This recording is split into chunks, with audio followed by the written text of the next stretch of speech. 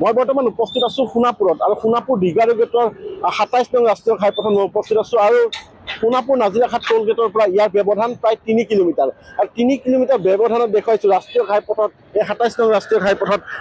প্ৰকাণ্ড গাঁত যাৰ ফলত দুৰ্ভোগ ভুগিছে সাধাৰণ ৰাইজে সৰু বৰ দুৰ্ঘটনা প্ৰতিদিনে হোৱাৰ লগতে ৰাষ্ট্ৰীয় ঘাইপথৰ যি বিভিন্ন অংশত যি পানী জমা হয় তাৰ ফলত বিভিন্ন দুৰ্ঘটনা সংঘটিত হৈছে দীৰ্ঘদিনৰ পৰা কিন্তু এই ক্ষেত্ৰত নাজিৰাঘাট টোল গেটত কেৱল ৰাষ্ট্ৰীয় ঘাইপথ প্ৰাধিকৰণে টোল গেটত টোল সংগ্ৰহৰ ব্যৱস্থা কৰিছে কিন্তু পথৰ মেৰামতিৰ ক্ষেত্ৰত বিশেষ ব্যৱস্থা গ্ৰহণ কৰা পৰিলক্ষিত হোৱা নাই স্থানীয় ছাত্ৰ নেতা আছে আমি তেওঁলোকৰ সৈতে কথা পাতিম কি ক'ব সোণাপুৰ নাজিৰাঘাট টোল গেটত টোল সংগ্ৰহ কৰিছে কিন্তু টোল গেটৰ পৰা ঠিক ৩ কিলোমিটাৰ দূৰত্বতে এনেধৰণৰ ৰাষ্ট্ৰীয় ঘাইপথৰ দুৰৱস্থা কি ক'ব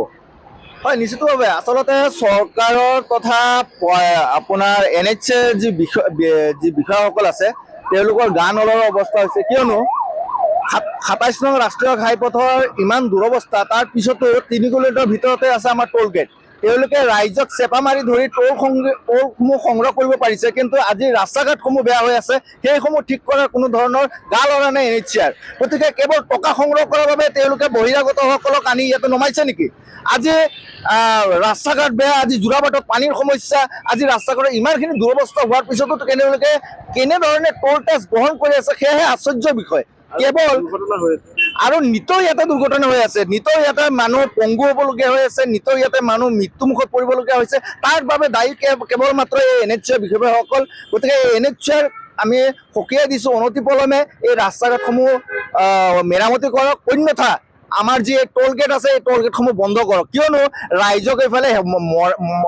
মৰণমুখলৈ ঠেলি নিব তাৰ উপৰি তেওঁলোকে চেপা মাৰি ধৰি টকাও সংগ্ৰহ কৰিব সেয়া কোনোপধ্যে হ'ব নোৱাৰে হয় ৰাস্তা ঘাট ঠিক কৰক অন্যথা এই টোল গেট উঠাই দিয়ক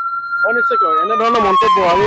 জৰুৰীকালীন বাহন দেখুৱাইছোঁ ৰৈ যাবলৈ বাধ্য হৈ স্থানত কিয়নো আচলতে প্ৰকাণ্ড গাঁতৰ সৃষ্টি হৈছে ৰাষ্ট্ৰীয় ঘাইপথৰ এই মাজভাগত দেখুৱাইছোঁ প্ৰকাণ্ড গাঁত আৰু নিশ্চয়কৈ ইয়াত কৰ্মৰত যি ট্ৰাফিক আৰক্ষীসকল আছে আমি তেওঁলোকৰ সৈতে কথা পাতিম তেওঁলোকে যিহেতু ইয়াতে কৰ্তব্যৰত থাকে দাদা আপোনাৰ সৈতে অকণমান কথা পাতোঁ ইয়াতে আপোনালোকে নিশ্চয় প্ৰতি মুহূৰ্ততে থাকে দায়িত্ব পালন কৰে ৰাস্তাৰ দুৰৱস্থাটো কি দেখিছে ৰাস্তাটোতো একেবাৰে বেয়া ৰাস্তা এইটো এইখিনি ৰাস্তা মাজতে একবাৰ ভাল কৰি গৈছিল অলপমান মানে পিষ্টিং কৰি পেলাই আৰু কামটো নকৰিলে কিন্তু মামাই এইখিনি চাব লাগে দুৰ্ঘটনা হয় মানে গাড়ীবিলাক বহুত হেৰি হয়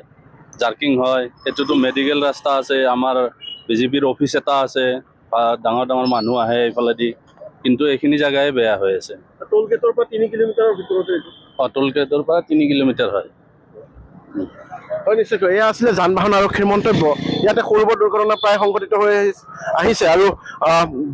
বিভিন্ন কাৰ্যালয় আছে চিকিৎসালয় আছে তাত লোকসকল অহা যোৱা কৰে কিন্তু পথৰ দুৰৱস্থাই জলাকলা খুৱাইছে সাধাৰণ ৰাইজক টোল গেটত টোল সংগ্ৰহ কৰিছে কিন্তু পথ নিৰ্মাণৰ ক্ষেত্ৰত বিশেষ ব্যৱস্থা গ্ৰহণ কৰা নাই ৰাষ্ট্ৰীয় ঘাইপথ প্ৰাধিকৰণে আপুনি বিচৰা বাতৰি পাব কেৱল নিউজ 18 এপত নিউজ 18 এপ ডাউনলোড কৰিবলৈ স্ক্যান কৰক এই QR কোড গুগল প্লে ষ্টৰতো পাব এই নিউজ 18 এপ